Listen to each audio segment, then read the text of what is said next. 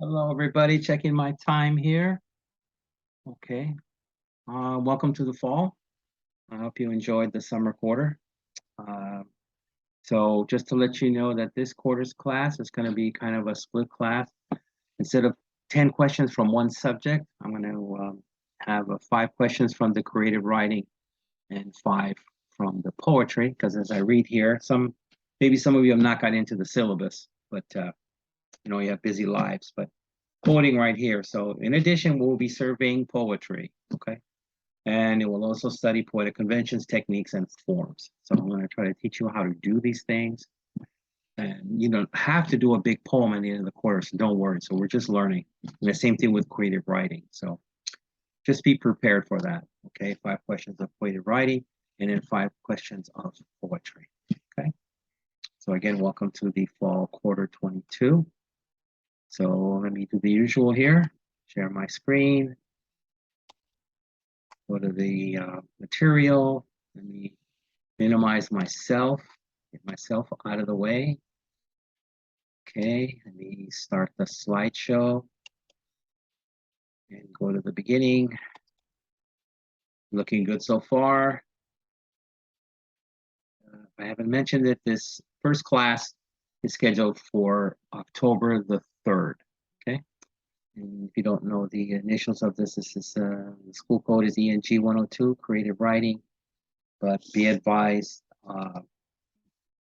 poetry shall also be covered, right? So hopefully the 2 classes will make it more interesting, for all of us, all right? So let's move ahead. Chapter 1, preparing to write. Anything you usually do with any type of schooling or something, you always have to prepare to do something. That's the first step. You don't just jump in to do something, especially if you don't have any experience with it, right? So we have to prepare to write. So what do you need in order to write well? So hopefully you pay attention to that. It says write well. That's how I hope I'll get you guys to be doing when we're done with this. Okay.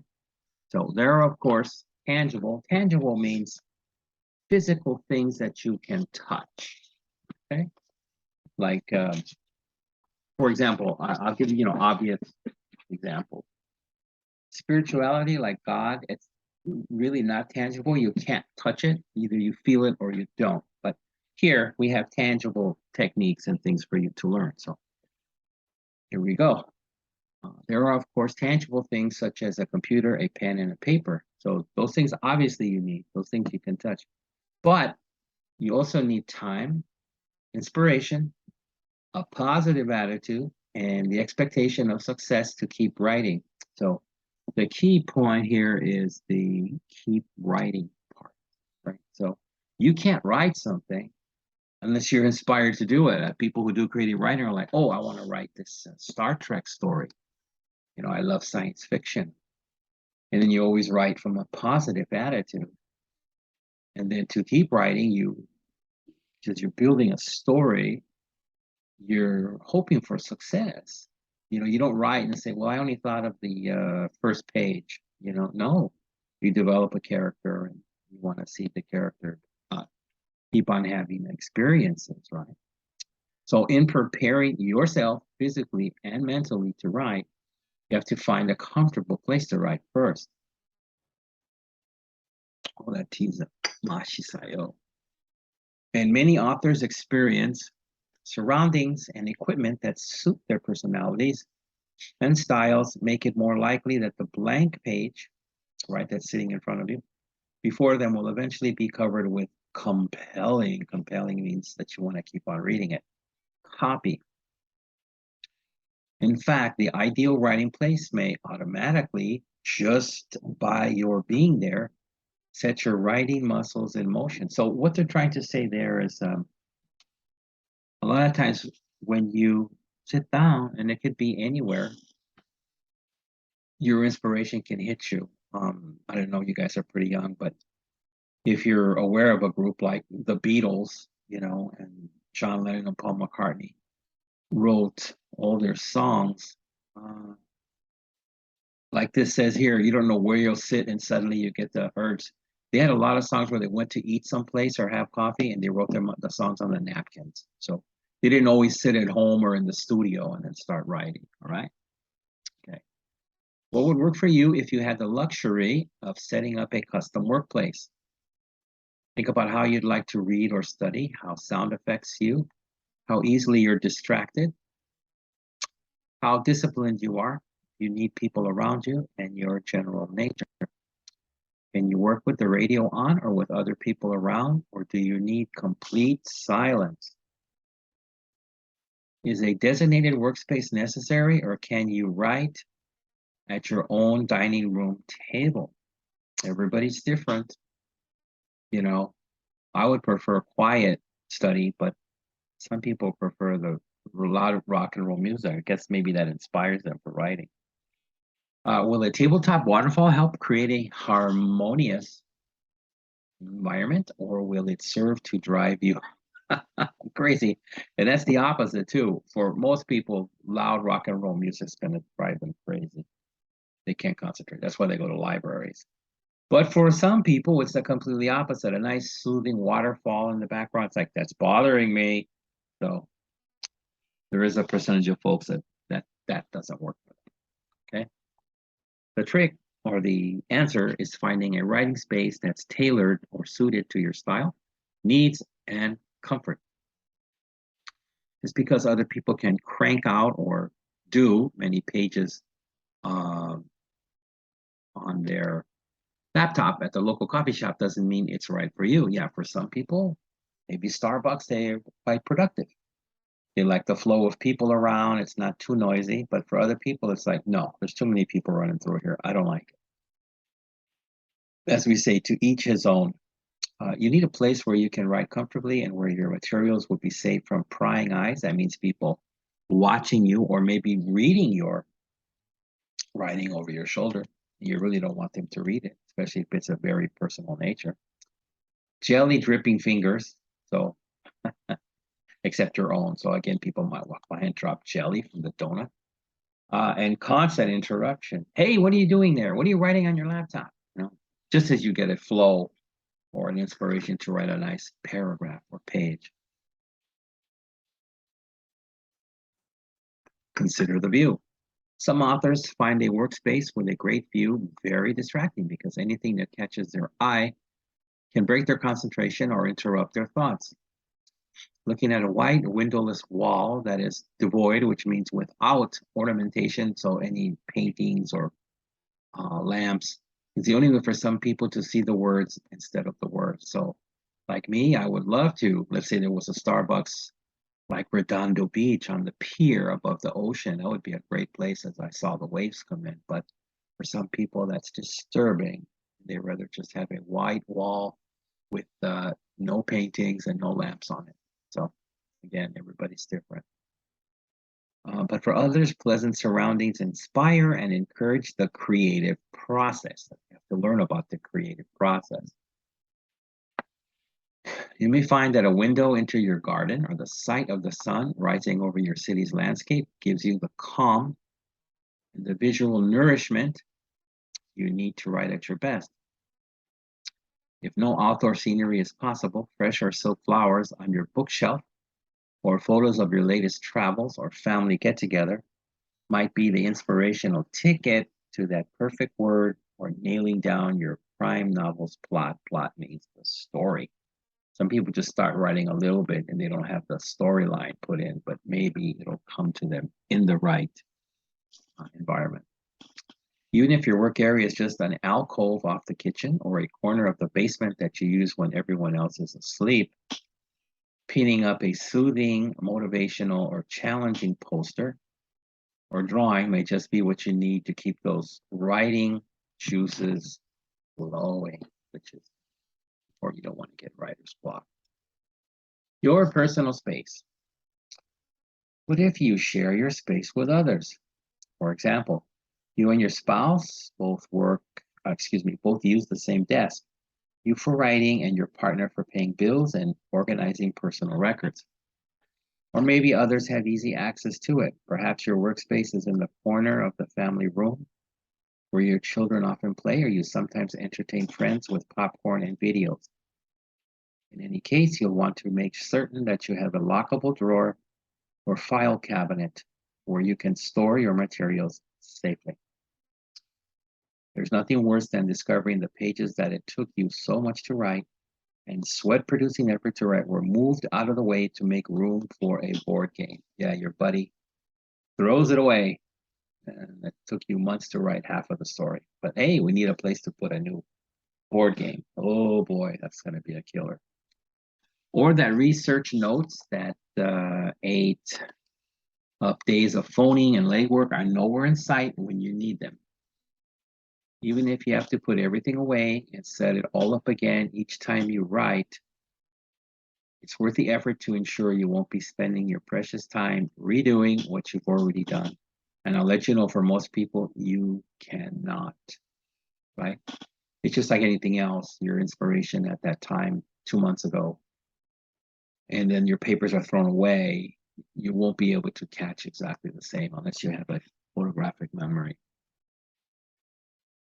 Okay, the small print here is custom fit your workspace with an eye and ear that will work for you, and then keep adjusting it until your writing room is the way you need it to produce your best work possible. You'll discover whether or not you've established the ultimate writing environment by spending a lot of time in it. What doing?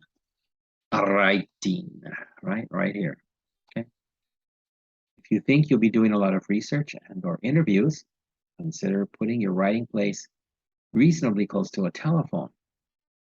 The internet is a research tool of choice among many writers, so a computer is vital.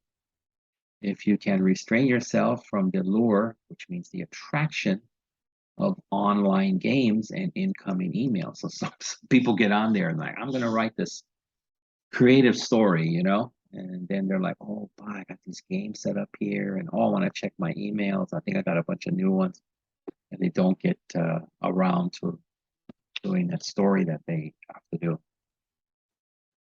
Tools of the trade, meaning what you need. Okay. According to novelist Faye Weldon, all the writer needs is a pencil and a piece of paper in a corner and nobody noticing, and the desire to do it. That's all it takes. Okay. That's what Faye says, right? That's what she says. Listen to any of my classes, I've always said, even if someone claims to be an expert on something, you yourself might have a different opinion. And please value your own opinion. Okay, so as we see here, but there are a few other tools writers might need or could use to help them along in their creative endeavors. Oh, might need. Always take something you might need. That's an old grandmother's advice. Reference materials. Depending on the type of writing you will be doing, you will need various kinds of reference books. These are quite helpful. Dictionaries. A general one, a topic specific, and foreign language one in case, like, say, you're adding some Spanish or something, right? You don't want to make a typical American mistake and write something like much grass, and it's actually muchas gracias, so you have to learn how to spell that, right? A thesaurus, which I'm sure you guys are in college, you know what a thesaurus is. That's very helpful. It used to be mandatory when I was in college. An encyclopedia, boy, now we didn't have computers when I was in high school, so encyclopedias were the computer of the time. An atlas, that's just for geography. Maybe you're going to write about some place you don't know too much about, so it's good to know exactly where it is. You don't want to write about India and say, well, it's next to Mexico. You don't want to make that mistake. Fact and trivia books, those are helpful. In your writing, people like to read little facts or trivia that they're not aware of. An almanac, grammar guides. I guess now if you write on a computer, we have a spell check.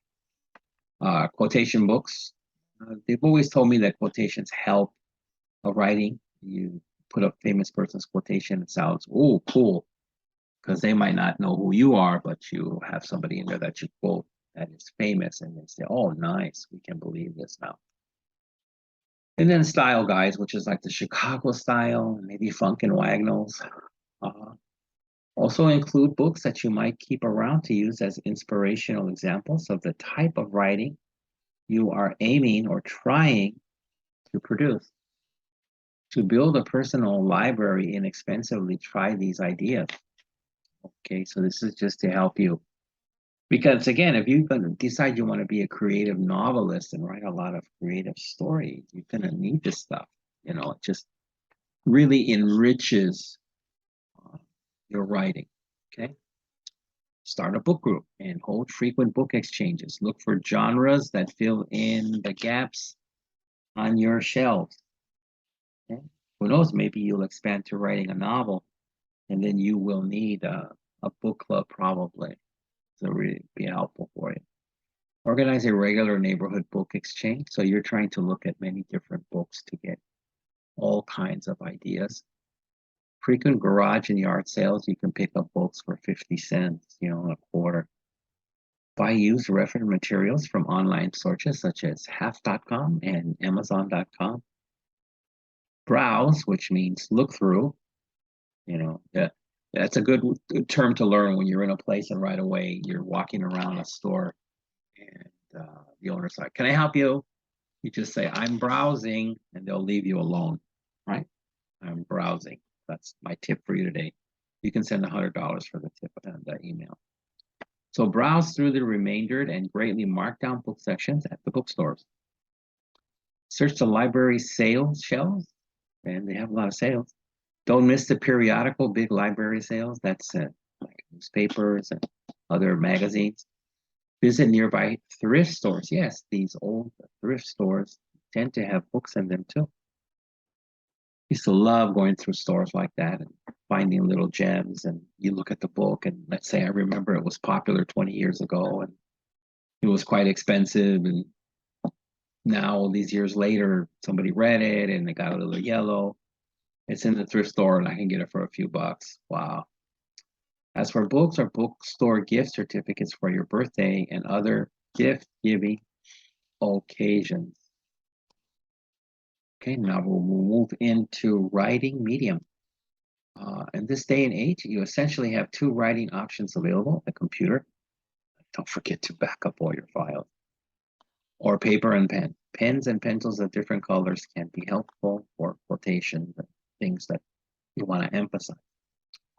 Yes, some folks do prefer the clickety-clack, which is a sound, clickety-clack, of an old-fashioned typewriter, but they're few and far between. There is something about that romantic sound, I must admit. Getting ink ribbons for typewriters can also be a challenge.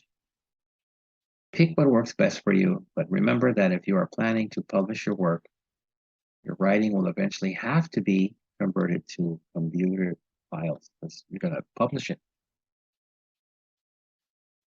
Okay, here again, this from Rita Mae Brown, author of the Ruby Fruit Jungle. At age 25, I bought my first Mont Blanc Diplomat fountain pen. Those were big things when I was younger. That pen to me was the symbol and the tool of a real writer. I also learned that the pen is mightier than the sword, but the sword is easier to clean. So she's being funny there. Next, invest in a filing cabinet to store your notes, post-it notes. You've jotted ideas on index cards and other materials. Some writers find a tape recorder useful for taking notes. It is also important to find a sturdy, which means strong, not weak, comfortable chair, and position yourself near a good light source. So again, you don't want the chair breaking midway you're writing, and then the light is so dim you can't see well, which will affect your writing. Guess we're moving right along on this. It's pretty good. Don't leave home without it. Make it a habit to travel with your notepad or tape recorder. That's to say, again, like I told you with the Beatles, they're sitting in a coffee shop or a restaurant, and suddenly, hey, an idea for a song comes to me.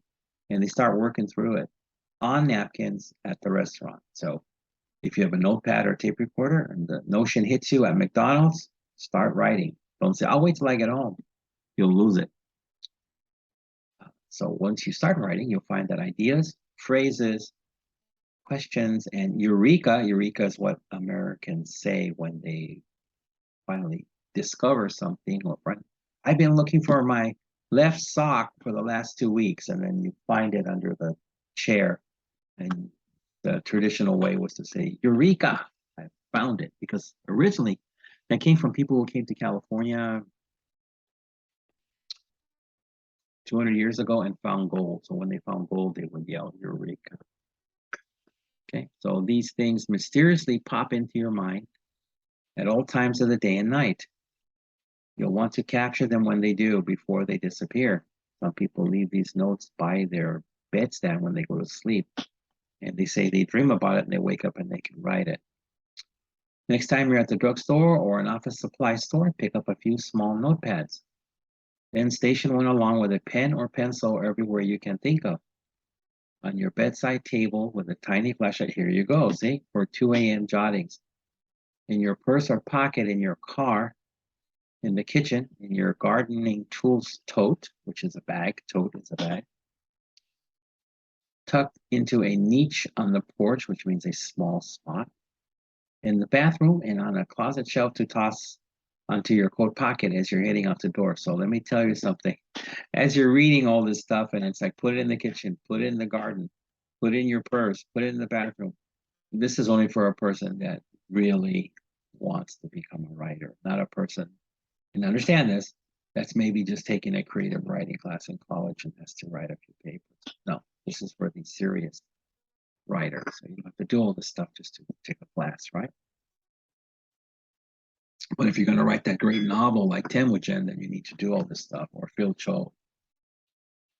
So, continuing, or instead of stashing notepads, which means putting away, stash is a slang term, the way squirrels stash acorns, you can do what a number of successful creative writers do.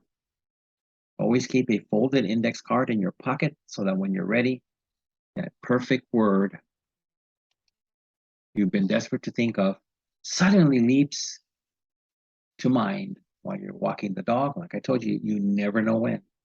Running errands or taking the subway into work. Or if you're like Phil Cho dancing in the middle of the freeway, you might get an idea. Your friends and family may think you're a bit crazy. That's okay. But great ideas and great writing solutions can appear just like that and disappear just as quickly. As in scouting, the key is to be prepared. You never know when creative lightning will strike. And then you can have your Eureka, right? Next, getting into the spirit of creative writing. It doesn't mean to become a ghost. You just get into that feeling, brother. Yeah, that's what I want to do. Okay. Once you got your writing space and writing tools set up, there are no more excuses. It's time to start writing. Yeah, you're ready. You're set to go. You can't say, well, I think McDonald's has a sale. I'm going to go over there. No, no, no. No, senor. So now, how do you turn an idea that's been forever rolling around in your mind into a short story, or set down a memory from your childhood that you'd like your children to learn about? A lot of people do this to teach their kids stuff, right? How do you put more life into your business materials? Because business materials can be pretty dry to write about. Or take up the challenge of a completely new format like poetry, oh my God, or a screenplay. Screenplays are what you write to make a movie. You can't do a movie without a screenplay. Or you can, but it will be garbage, I promise you. How do you get your writing to be more creative? Okay, so again, if we look at the small print here, these quotes. If you want to write, you can, this person says. Fear stops most people from writing, and not lack of talent. So don't jump on yourself and say, well, I have no talent. You don't know, okay? The person says, talent, whatever that is. Who am I? What right have I to speak? Who will listen to me if I do? These are doubts that people have in their mind. You're a unique human being with a unique story to tell. You have every right. If you speak with passion, many of us will listen. We need stories to live. All of us, we live by story. The earth enlarges the circle. This is from Richard Rhodes, author of How to Write. Waking up your muse. Muse. What is a muse? Is that a rat that comes out of the wall? You know, it comes out at 2 a.m. to look for cheese? No, it's not a mouse, it's a muse. Okay, so let me see if this will explain it a little bit. Like creativity in any field, cooking, painting, gardening, or web design, creativity in writing involves the making of something new or the reinventing of something old. Being creative means causing something unique to come into existence and being original. It's seeing something in a different way and putting your special stamp on it. So it didn't go into the definition of a muse. So let me give you as much as a modern example as I can. And a muse is not just for writers, okay? I'm sure everybody knows Kim Kardashian. And do you know her famous ex-husband, Kanye West? Well, when he was dating her and they were going to get married, they asked him, why are you marrying her? Why do you want to marry Kim Kardashian? And he said, she's my muse, right? So what he's trying to say is, being with her, it makes him creative. That is the essence of his creativity for his music, right? So again, if we just go back quickly here. Oops, opposite. That's not good. Not good at all. Okay, this thing's getting bonky. So, oh, this is not doing well. Okay. This has already jumped to poetry. See, we've already jumped there. I'm going to get some help here really quick. So hold on a second.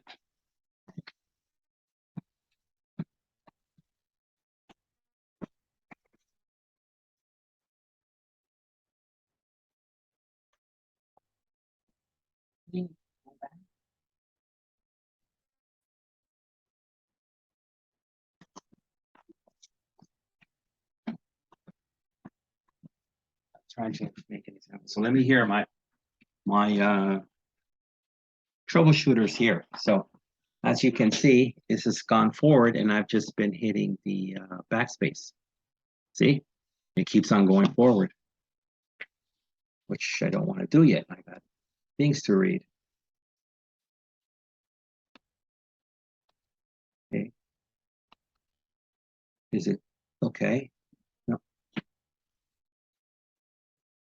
think we might have success here.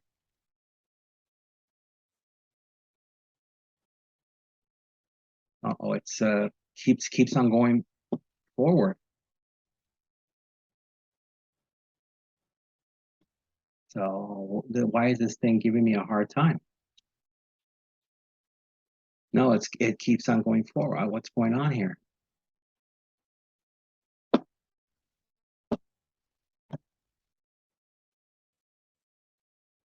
This thing is stubborn. Now it's going forward. I don't know what's going on with this thing. Oh, wait a minute. Okay, I think it has. Let me see. Let me try this now. I can do the regular. Right. Yeah, I think I fixed it somehow with my troubleshooter. Okay, so again, here we go. Waking up your muse. So wake up your creativity. And like I said, it doesn't matter if you're a cooker, a painter, or a gardener. Okay.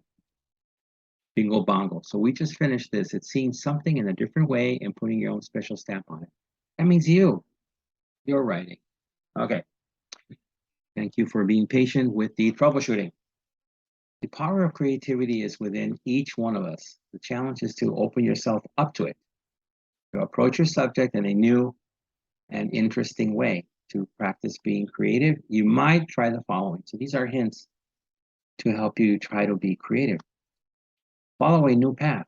If you always take the same way home, choose a new route and treat your eyes to new views along the way. So yes, that can be helpful. Let's say you live in K-Town and So you always walk on Olympic, right? Boulevard. Well, why don't you switch that up and take a different way? Or let's say you always go down Vermont, we'll go down Wilshire, right? And by seeing new places, they might pique your creativity. Okay. Next, really look at something you don't usually notice. The plumpness, which means fullness of a peach, and its tender blush of color. The collage, which means a mix of colors, of patterns on the bark of a birch tree. The scents and sounds of the early morning. If I may, I'll tell you something here, because this might sound a little strange to you, right? I'll give you an example from me, right? So it says here, so really pay attention to a peach, or let's say other fruit that you eat, right? So some guys, especially men, right, say, it doesn't do anything for me. But I will tell you something that really opened my eyes to my surroundings, okay?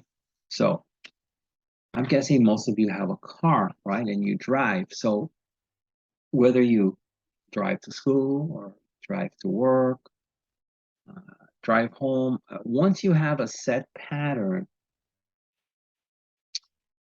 you kind of like can do the drive on autopilot, as we say, without even thinking. And you just kind of like, you listen to the radio, you look straight ahead so you don't get into an accident, but you kind of turn off your brain. And everybody's like that.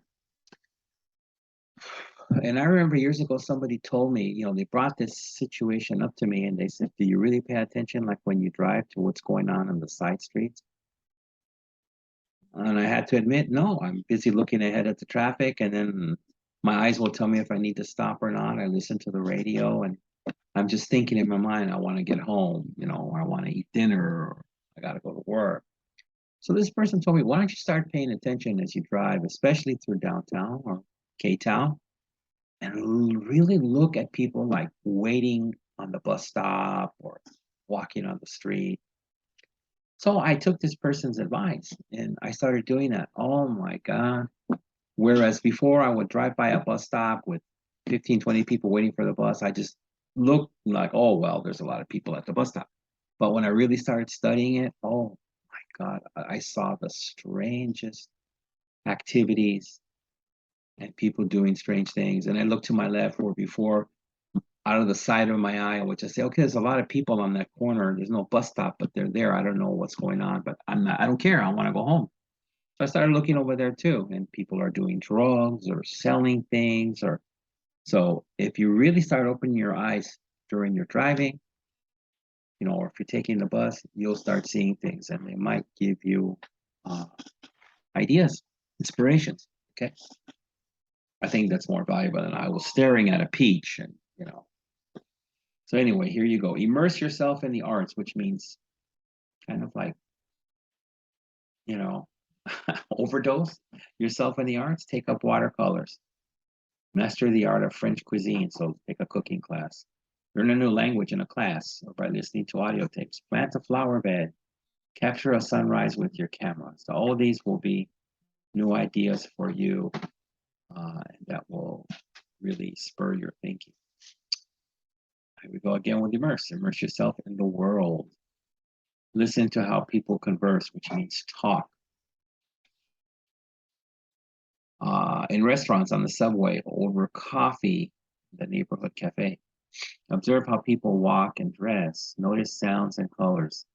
Experience silence. Get the feel of busy streets, fields and forests, small towns, amusement parks, any variety of places and spaces that are accessible in your area. So again, you'd be surprised that most people that say you sit at a Starbucks, unless someone's talking really loud, they're just normally talking, people kind of turn that out, do their own talking or read their book. So instead, try to listen. How are people talking? Not say what they're talking about, but what's the rhythm? What's the pattern, right? And look how people walk and dress. Like maybe you'll notice that a lot of American guys, when they should be wearing black shoes, they're wearing brown shoes with clothes that don't match, right? Look at busy streets. Another thing that's funny, when I told you I started as I drove through downtown and other places and really started studying people instead of just turning off my mind. I also remember one time I looked to my left, I said, okay, I'm gonna really study this. There was a person walking, I looked, they were naked, if you can believe it. Some older guy walking down Hollywood Boulevard, no clothes. If I wasn't paying attention, my eye would have said, oh, there's some kind of person walking, but they're wearing an interesting suit, skin suit. Next, let your imagination go. Daydream, fantasize. Play what if, make up stories about people you see walking down the street. What did I just say? You could write a story about the nude man who's trying to walk to the clothing store to buy a suit, right? Hopefully, Imogen doesn't walk down the street without a suit. Okay. Next, do something new. You've always wondered what it would be like to play the accordion. Take a lesson. If you're sometimes thought you might want to be a lawyer, sit in on a court case. If you like to sketch and doodle, which means draw, sign up for an art class. Read novels, newspapers, magazines, comics, brochures, cookbooks, poems, memoirs, how-to guides, travel essays, anything you can get your hands on. What they're basically saying. Read anything and everything. So next, 10 keys to creativity. To sum up, we're finishing up here with summarizing at the end. This is the end of the creative writing stuff. Then we'll get into the poetry. What you need are the 10 keys to creativity. Keep each one in mind as you begin to write. I would have to say the first 5 are the most important. Okay. Hint, question. 1, curiosity. So you need curiosity. You need it. What about this? What about that? I'm curious. 2, passion. You won't write something really well or interesting unless you have passion. Right? I'm sure George Lucas, who wrote Star Wars, had a real passion about, I'm gonna write this thing about space and these different aliens. You know, Harrison Ford, whatever. Right? He just couldn't. Okay, I'll just write. No, you have to have passion. Then determination, because you got to keep on going and you got to finish it. Awareness, so you're aware of all the things, not just having a blind eye. Next is energy, and you'll need energy to do these things. And people sometimes get the idea at 1 a.m. and don't write till 6. Pretty rough. But as younger people, since you're younger than me, you have a better chance of doing that, where I just might pass out at 2 in the morning. Next, openness. So openness to new ideas. People tell you, how about this? You know, why don't you look at your character like this? And it might be very helpful. Next is sensitivity. It's always good to be sensitive and not a stubborn person and say, this is the way it's going to be done. And tenacity. Tenacity is kind of like determination. It's the actual physical. You can be determined in your mind, but tenacity usually is your physical ability to just keep on going. Listening ear, right, to your friends. I had a friend that wrote science fiction, and he had me read some of this stuff, and then he wanted to hear what I have to say, and then the observant, he wanted to see what I saw on the paperwork. So sometimes he read me some of his science fiction stories, and then sometimes he had me read it, and then he wanted me to comment. Right? Well, these are important things. Next is keep on writing.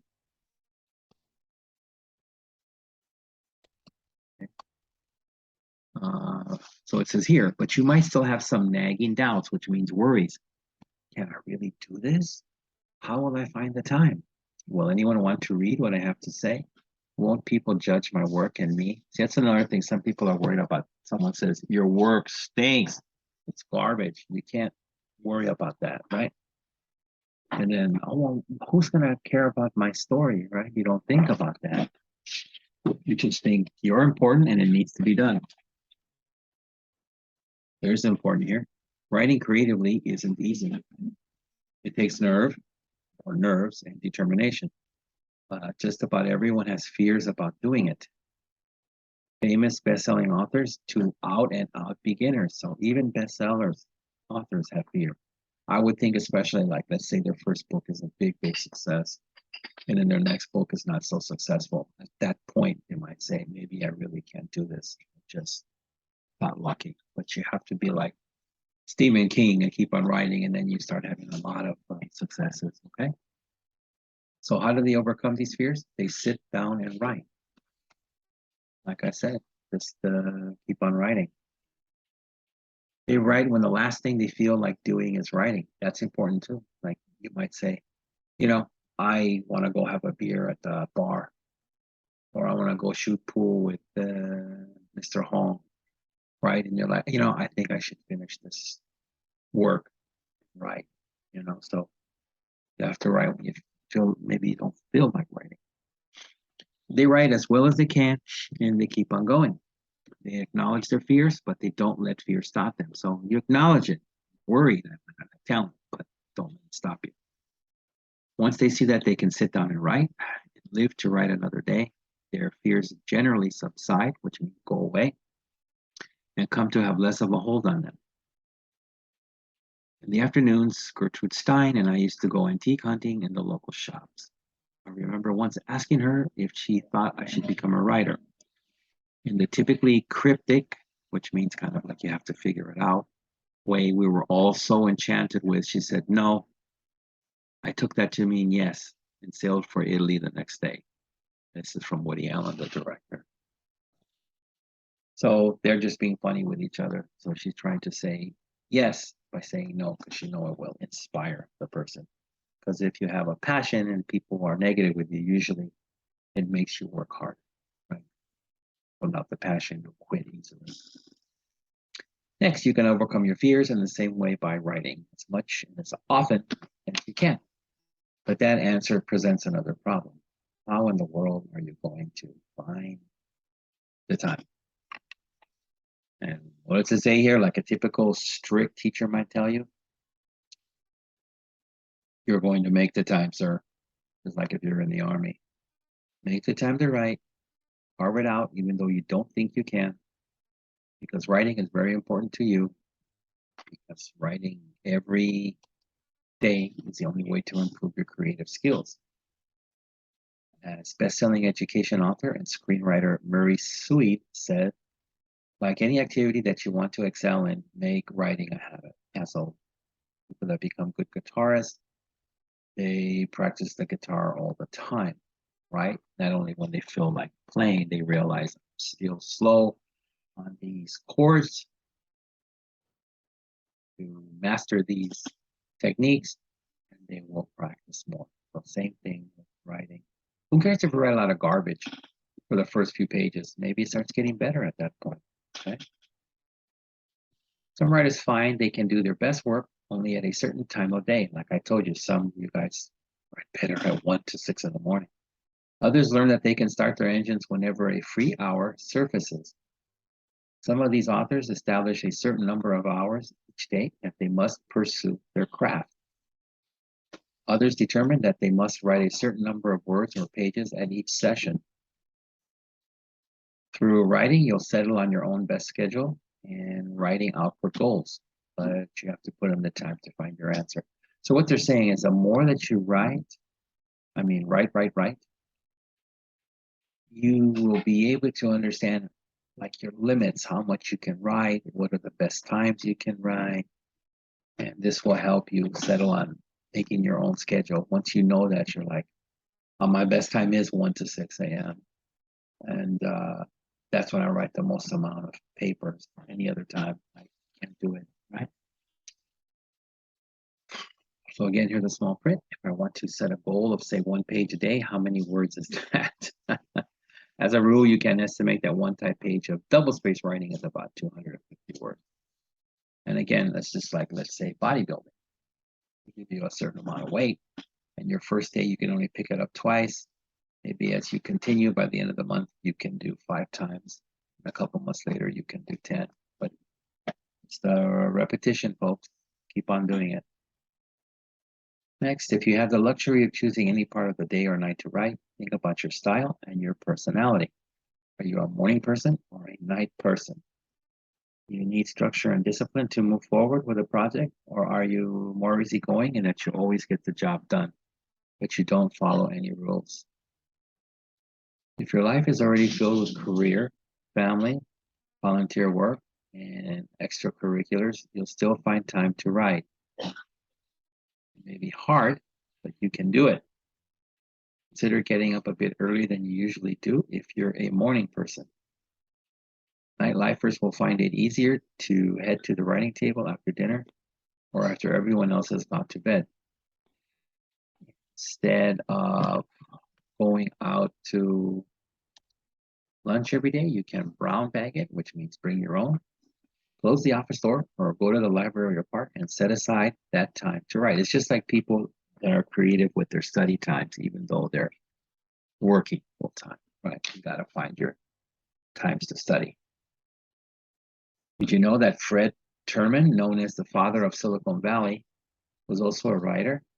With his busy schedule as dean of the School of Engineering at Stanford and involvement in the establishment of the Stanford Research Park, Terman didn't find much time to write, but he told friends that by writing just 1 page a day, at the end of the year, he would have written a book. That's pretty cool. So 1 page a day, 365 pages, and he's written a book.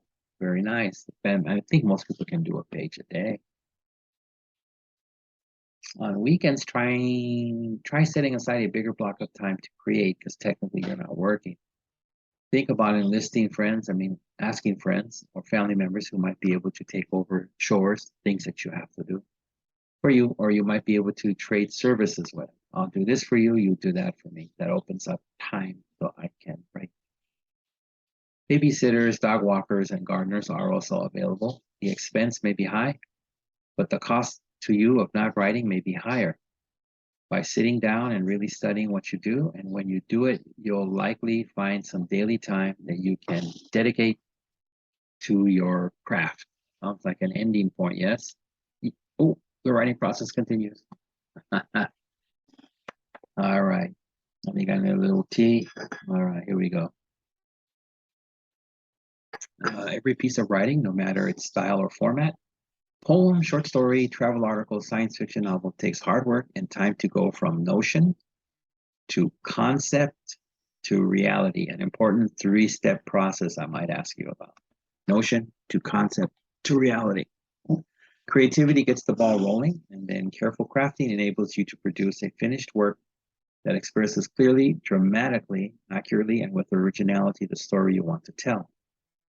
The 7 steps of the writing process: getting ideas, planning, researching, organizing, drafting, editing, and evaluating, will take you from thinking about writing to producing a satisfying work of art.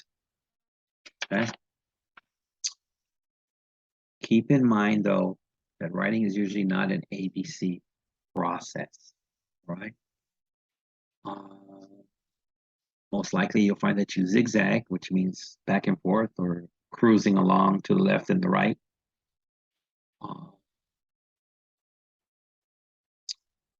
So you'll zigzag through the different steps on your way to creating a finished piece. It's not a straight line. At every step along the way and in every line and paragraph you write, you'll be making decisions that will affect the final outcome. Okay? These decisions will involve asking yourself a lot of questions. What would my character say? Or would my character say this? How can I be sure this date is correct? The word isn't quite right. What would a better one be? Is this scene really necessary? How can I show that Alice is recalling a conversation with Georgia and Lexi while she's speaking with Nick and Alan? And all these decisions may seem overwhelming, but the more you write and rewrite, the better you'll have for how to make them. Plus, reading works of other writers and reading extensively in format you've chosen will help you understand how a good piece of writing is put together. You'll also find that it can be difficult to keep going.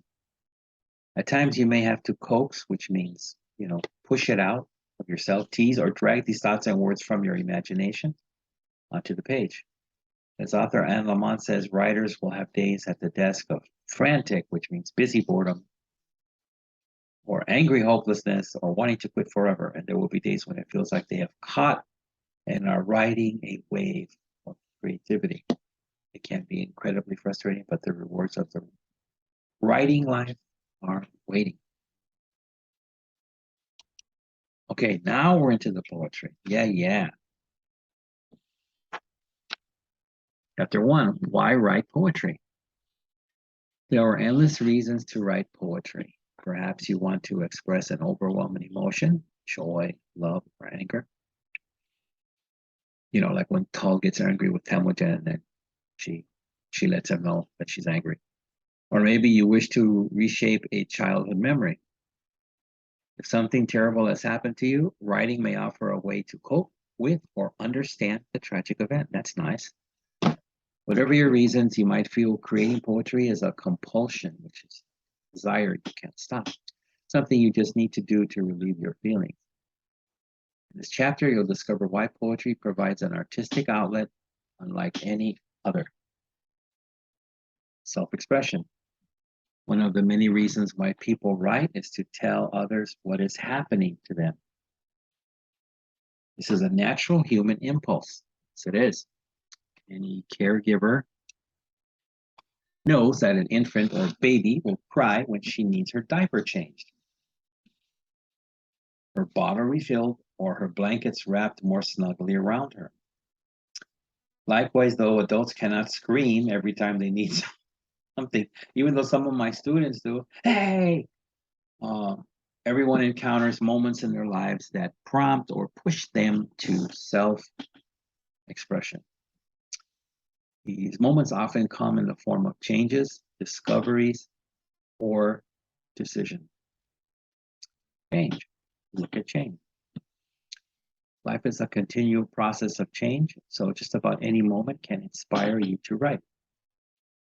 Throughout your life, you will experience overwhelming changes like marriage, birth, death, and seemingly insignificant ones like new tastes in food and variations in your appearance.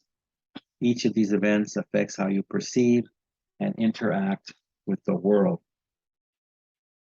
Okay, they've always said the most stressful parts of the life are when you get married and then when you have a child. Yeah. Create a timeline of major events in your life to get an idea of when great changes have taken place. Write brief descriptions next to each event, including the date and the location on which it happened. Then choose one or two of these and use them as starting points for poems. Consider your emotions during these times as well. Emotions are very important when writing poetry. Changes in turn lead you to make discoveries and decisions.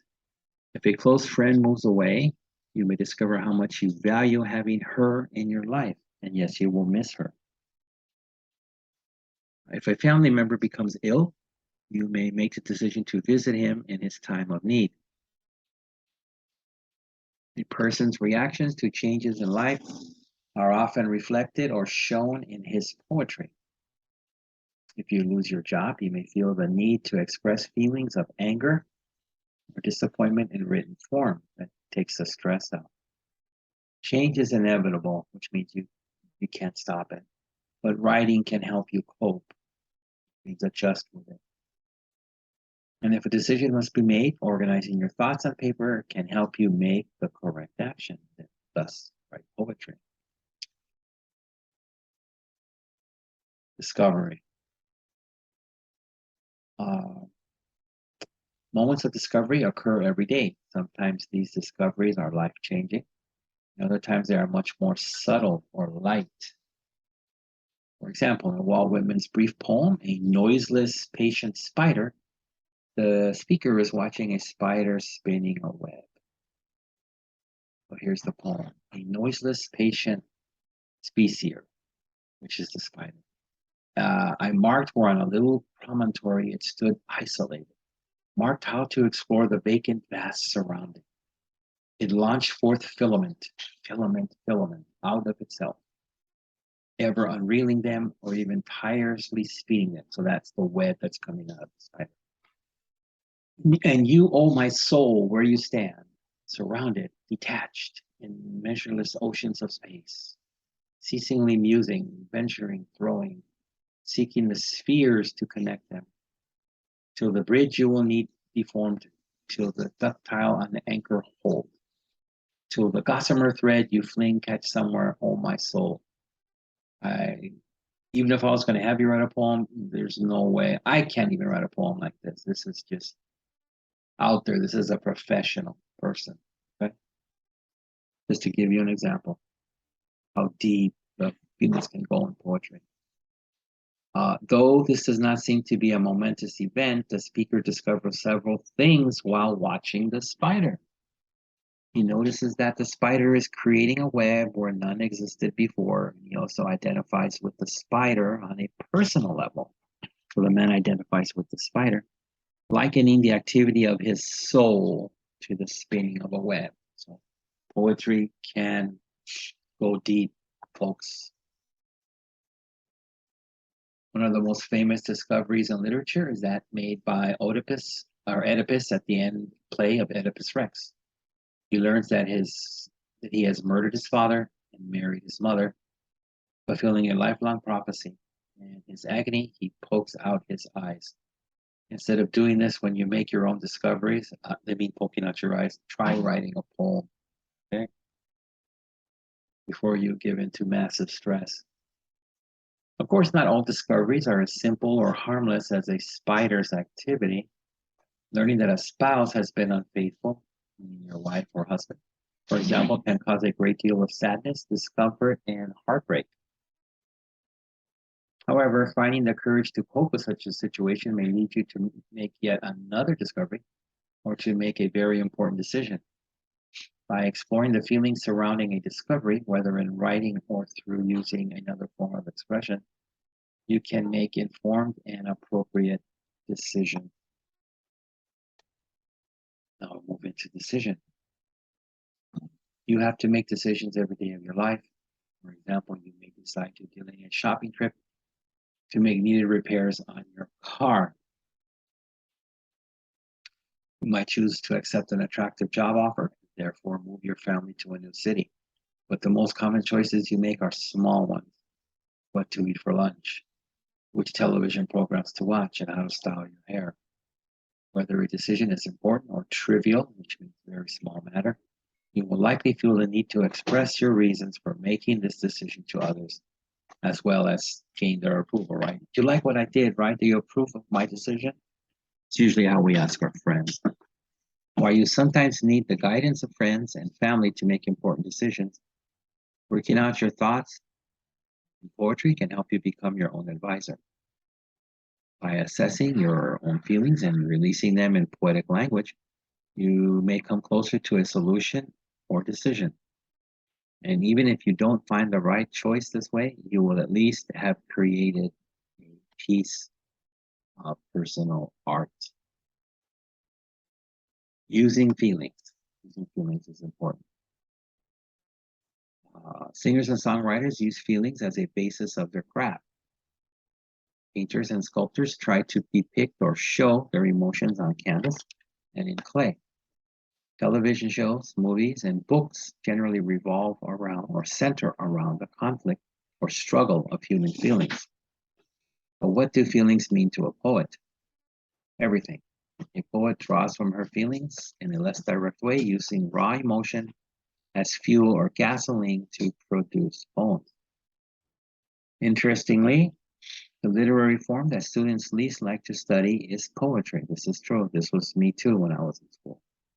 Beginning students of poetry usually have trouble understanding these creations of deep thought and feeling. In part, this reaction is due to the fact that poetry is a highly personal genre. Yes, it is. So if you have problems expressing your feelings, poetry is going to be tough. Just as students are reluctant to study, they are also afraid to reveal the pages of scribbled verse they may have stashed in drawers or beneath their mattresses. Their feelings are safe in these private places and protected from critical eyes. It is true that a portion of your work is meant to stay hidden. However, some of these emotionally charged drafts are the seeds of brilliant poetry, and that's coming from you. And they should be read by others. Displacement. The act of writing poetry is an example of displacement, meaning that you express the emotions you have in your life through your writing when you create poetry. Displacing these emotions in poetry, you can channel anger, sadness, joy, and other strong feelings in a productive, positive manner. Not only emotions should simply be displaced in poetry. If you have an argument with a friend, it is important that you work it out with her in addition to releasing your angst on paper. Displacement may help your poetry, but relying too heavily upon this method could hurt your personal relationships. If you have a terrible argument with someone and say bad things, maybe it's not a good idea to put it in your poetry. Work it out with your friend first. And then we have drawing from memory. Many poets, young and old alike, use their memories to create their poetry. Memory is a deep well from which to draw inspiration. However, it can also be an area of creativity that beginning writers require time to adjust to. Memory can provide you with endless ideas for poetry, but you should not let it restrict you in any way.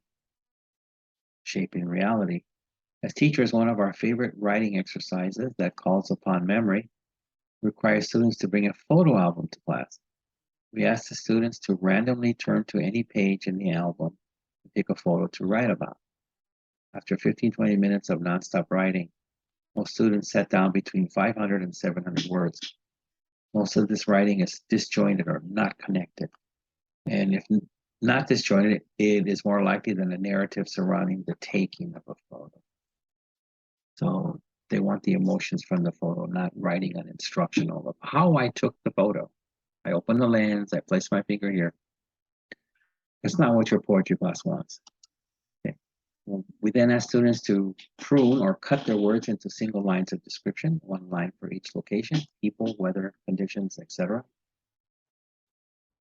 After some initial shaping, the student writers find they've created their first draft of a poem, and they're shocked. But as they continue the revision process, they tend to impede or slow down their own progress for fear that their creativity is replacing the truth of the moment. Many writers wrongly assume that the contents of poems must be true to life, thus they work to make their poetry replicate or reproduce moments in time. But poetry is not nonfiction. Remember that. It does not claim to be memoir. In a way similar to the method of a fiction writer, the poet should free up their memories and embellish them or make them more than what they are. If you say you caught a fish and the fish that you caught was actually 10 pounds, it's better you say you caught a whale. Sounds better. You will still be drawing upon your own life experiences and observations, but you should feel free to enjoy the flexibility of the genre. Shape reality to make it fit your feelings. Because we're not going to court with lawyers, we're writing creative, writing stories. Or write about that whale instead of the small fish that you caught off the pier. And we're going to end on here's I can't believe their copywriter didn't catch this. This should say, as you can see here, fly on the wall, and they didn't catch this. It says a fly on the watt. So that's a big one. I can see it more here where it's in small print, but a fly on the wall is a fly sits there, and we have a saying that, like, if people are talking about, like, let's say, like right now, a lot of people are like, is Obama, I mean, not Obama, Biden okay?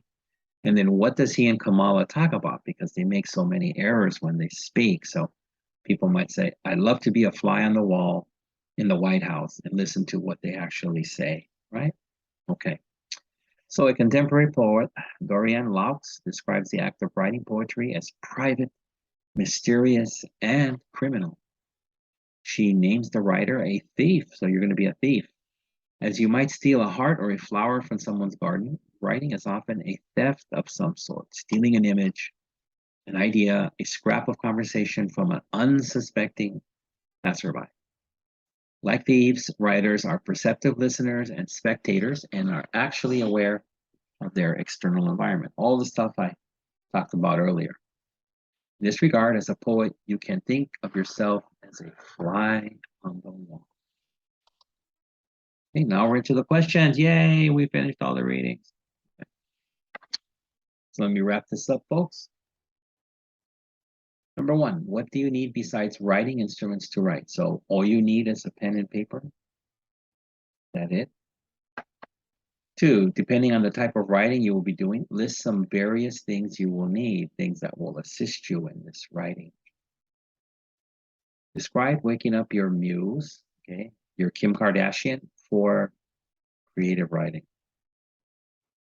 4, name the 3 steps that every type of writer goes through. Remember I said mula, pura, pura. 5, list the first 5 keys to creativity. If you actually had the sound on and listened to my lecture, I said there was 10, but I said the first 5 are the most important. Trying to be kind. I don't want to say list all 10. I don't think the last 5 are that important. Okay. 6, list the 4 reasons that might inspire you to write poetry. So just read it there and it'll say, okay, this one, people might write because of this. Don't confuse yourself. It's easy. You can find it. 7, what is displacement and what happens when you displace, when you write poetry?